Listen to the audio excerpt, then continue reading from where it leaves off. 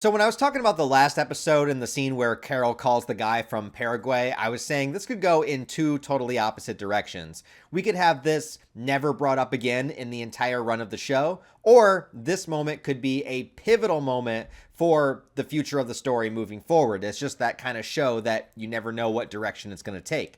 Well, here in the cold open of episode 4, we see that guy from his perspective right before Carol calls him, and he is the only other person that we have seen so far that is not affected by the hive mind that seems to kind of view it the same way that Carol does. He's isolated himself in this storage unit. He's running out of food. He's outright refusing to eat the food that the hive mind is bringing him. Probably scared that, they figured out a way to get him to join them and it's laced with something, or just the fact that he doesn't want a handout from something that he despises. It's just like it could be so many things. We don't really know anything about this guy other than he's like searching the radio stations. He's trying to search for people. But we do know that he's running out of food, despite the fact that he doesn't want to eat the kind of food that the hive mind is bringing him. He's still human. He still has to eat. He's starving. So he's looking for things. He manages to find like a little packet of like stevia or something. He finds those little like milk things that you would put in your coffee. And then he's left with 3 cans of dog food. And he decides that he's going to start to try to eat the dog food. As he's doing so, the phone rings and we get to see that it's Carol on the other side, which is the scene that we saw in the last episode. And just the same thing that I was thinking when that happened. And, after he hung up on her 2 times, that Carol got pissed off and called him up and, started swearing at him in like the very limited Spanish that she knows and the curse words that she knows. And I would think that this would be a telltale, obvious sign that Carol is not part of the hive mind, because they would not rage out at somebody like that. They wouldn't swear and curse at somebody like that. They wouldn't be overly emotional like that. So I can see the guy, he was annoyed already. He assumed he's probably had so many different members of the hive mind try to contact him and to get him to come outside and everything. So he's probably just over the whole fucking thing and gets this phone call, and it's another person like, oh, they're trying somebody else, whatever, hangs up a few times and is just so. And he's also frustrated because he's like trying to eat this dog food, so he's so frustrated that he hangs up again. And then after that, I think third time that he hangs up, he thinks about it for a second. He's like, wait a minute. Like, she was acting way differently. She was acting with annoyance and rage, and she was cursing at me. And then he goes down to his little notebook and he writes her name. And that's the last that we see of him in this episode. So again, this could be something that comes up in episode 5. This could be something that is not addressed until the season finale. Is this guy that seems to be even more reclusive than Carol is going to be willing to contact the hive mind in order to try to find Carol and talk to her? And again, there's the language barrier. I suppose they could get probably a member of the hive mind to work as a translator. But even so, like the level of reservation that this guy has, it's going to be interesting to see if he makes his way over to Albuquerque to talk to Carol at some point in the future. I've also recently seen a lot of people say that they don't like Carol as a character and that they find her annoying, which is weird because I find her incredibly relatable, and I don't know what that says about me. I mean, other than like the lesbian thing, but then again, I am attracted to women, so I guess it's still relatable. But I feel the same way. I feel like a lot of the decisions that she's made are the same ones that I would make. A lot of the curiosities she has are the same kind of curiosities that I would have. And like the first thing that she did to try to gather people that spoke the same language, get them in a room, try to figure out something to do. I feel like she's making a lot of the correct decisions, but obviously, she has her own hangups and emotions to deal with throughout the entire process too. So yeah, I don't really know where that's coming from. So if there is a bunch of fans right now that don't like Carol as a character, I'm definitely not one of them. I'm finding her very compelling and relatable. And obviously I'm already a fan of Ray Seahorn because of Better Call Saul. So like I'm on board, like I'm invested. And also let's not forget the main characters of Vince Gilligan's other shows are like, this drug dealer that's willing to poison a child and, Jimmy that was willing to manipulate and ruin an old woman's life for a payout. So like Carol's actually kind of the best morally speaking. But I think my favorite scene of this episode, and probably my favorite scene of the whole show so far, is after Carol returns home. She sees that all the hive mind are fixing up the damage from the explosion, and apparently the guy that was the mayor of Albuquerque that was sweeping her driveway in this scene is actually literally the mayor of Albuquerque in real life. So that's a nice little meta moment. But it's the moment that happens right after that, where she goes inside and she gets out the whiteboard and she's trying to figure out what she knows about the hive mind so far. She starts to think, like, are they even capable of lying? They can definitely lie by omission. They don't have to tell you the truth, but it doesn't seem like they're capable of actually conjuring up a lie or saying something that isn't true. So she brings one of them in, dressed like a biker, and comes in and talks to him to try to get confirmation about whether or not they can or can't lie. And this was my favorite scene for a couple of reasons, because she starts asking about the books that she wrote. Carol's an author, and the hive mind character, I don't know the character's name. He does introduce himself. He does say his name, but I can't remember what it was. But he starts talking about how, oh yeah, we love your books and we love this and that. And we love these characters. We love the twists and turns and the character development and all that, yada, yada. And she's like, no, what do you really think of my books? And they keep saying that. And she's like, they're so good. They're amazing. They're incredible, yada, yada. And then she asks, all right, well, what do you think of my books compared to Shakespeare? And they're like, oh, we love Shakespeare and we love your books. We love it all equally, that sort of thing. And first of all, this is, to me, like one of the biggest indicators about why this hive mind is terrible. There's tons of reasons why, but this is definitely one. And this is one where there's, I believe, obvious commentary on AI and all that kind of stuff, because it's like, this character can sit here and he can tell Carol everything about her books, because the hive mind has this connectivity to where anybody that's read her books, right, would have the knowledge. And so, the hive mind can regurgitate it back to her, right? They can scan every mind in the world, figure out who's read her books, figure out what happens with the characters, bring it back to this person, and then regurgitate that back to Carol, right? And so in the process of doing that, they can tell you everything about any author, right? Anything that anybody would know. So they can tell you about the original versions of Shakespeare and what the intent was and what the meaning of this and that was. And they can give you all of this factual information about these books. But what they can't give you is what art is supposed to give you. And that is, how does the book make you feel? Like, that is the most important thing. Like, who cares about all these random facts that you can name and how accurate it is and how much information that you can store when it comes to a story, when it comes to a book, a movie, a TV show, whatever it is? What matters the most is what it means to the reader, like how it affects you, how it makes you change your life, not change your life, or even more importantly, perhaps, like what you didn't like about it. Like, what are the things that don't work for you? What are the things that you think could have been better? Like, give an opinion on the book that isn't just like reading a Wikipedia article. Give something that you think about the book. And that is something that the hive mind is incapable of doing. They can take other people's information. They can take other people's opinions, put it in a blender and spit it back out, but they can't come up with an opinion of their own.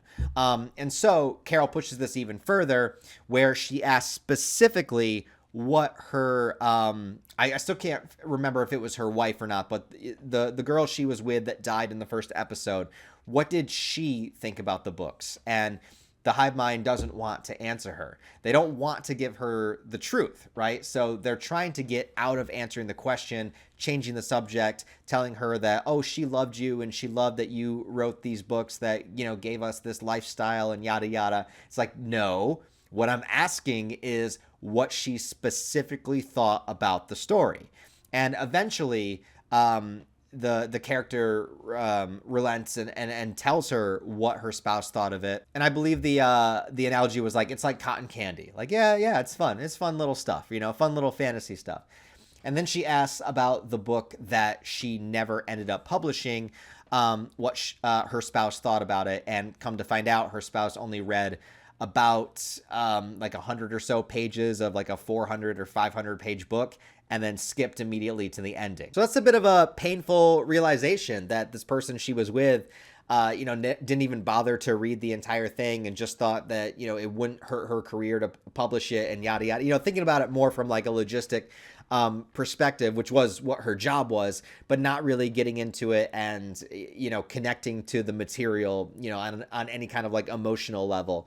But, being happy for Carol to do it, right? Which isn't necessarily a bad thing, but it's like something that wasn't communicated between the two of them, right? So there was sort of that like the awkwardness of finding it out. But because she did find it out, she realized that, okay, if I push hard enough, if I ask the right questions, eventually they will tell me the truth. So with that, she goes back to Zosha, who's still in the hospital from the grenade that went off in the last episode.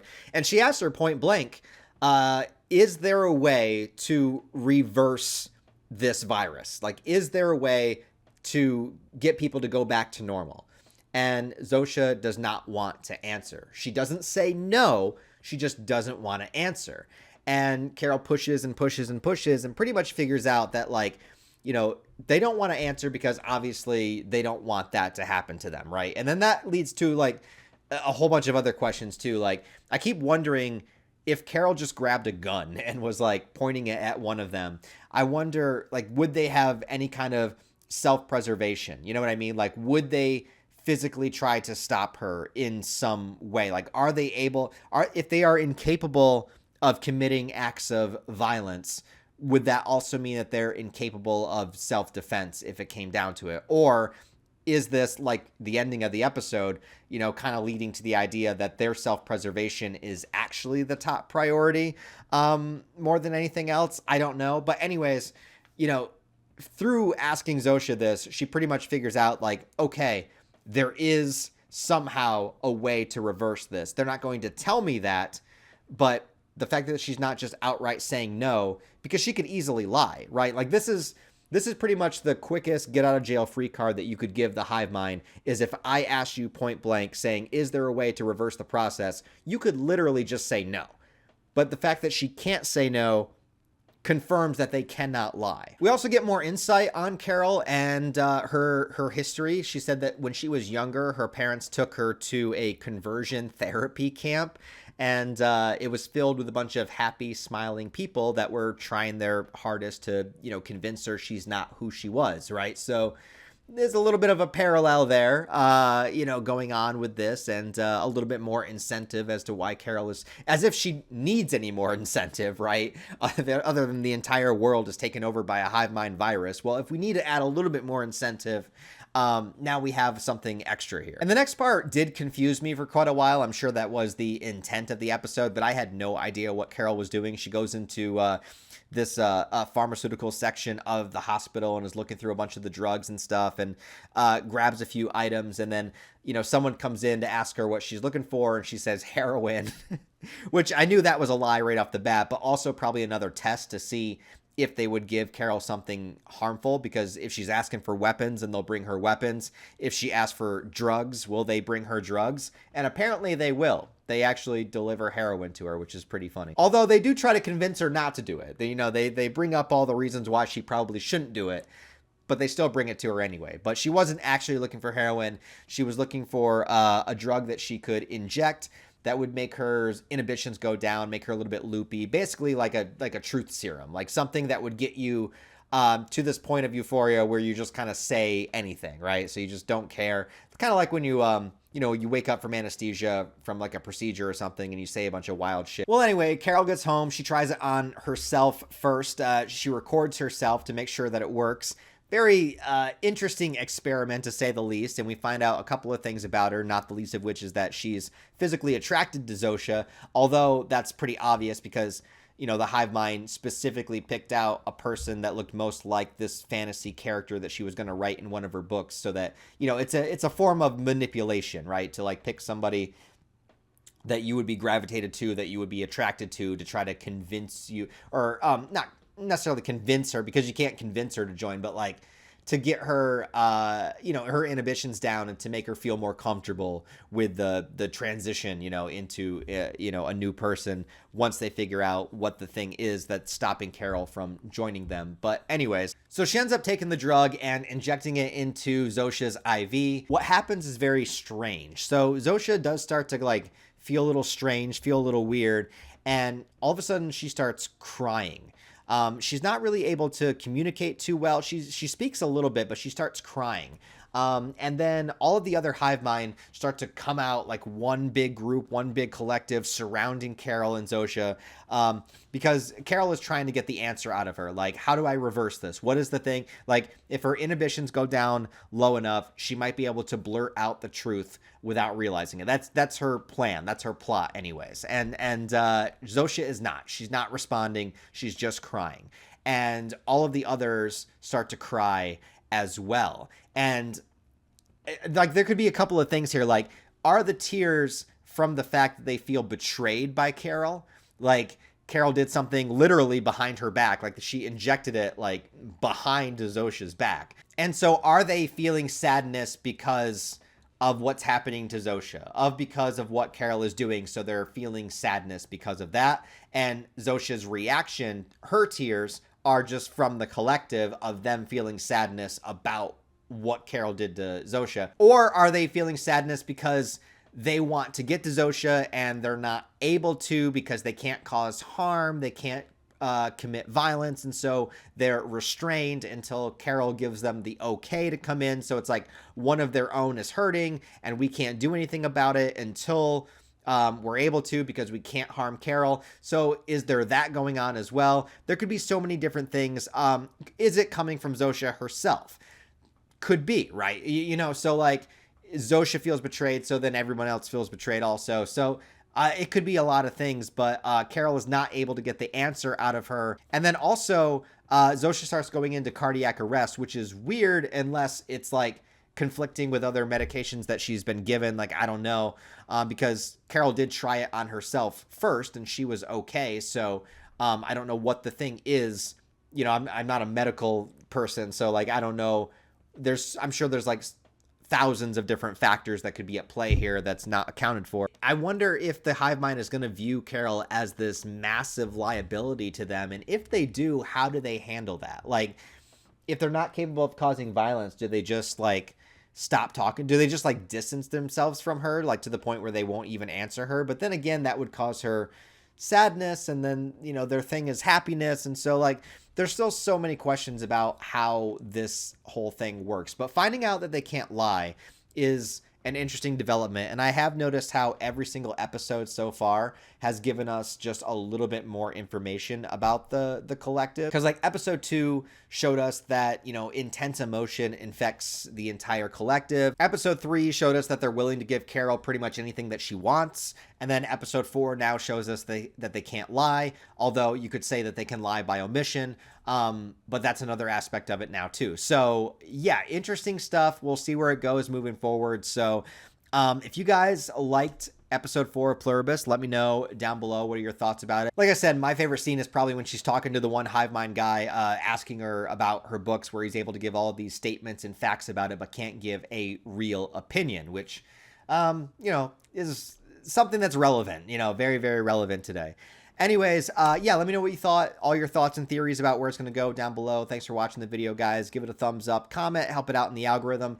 If you want to support the channel on a deeper level, I do have Patreon channel memberships. Even $1 a month would help me out a lot. I'd appreciate it. Other than that, guys, have a wonderful day. I'll see you next time.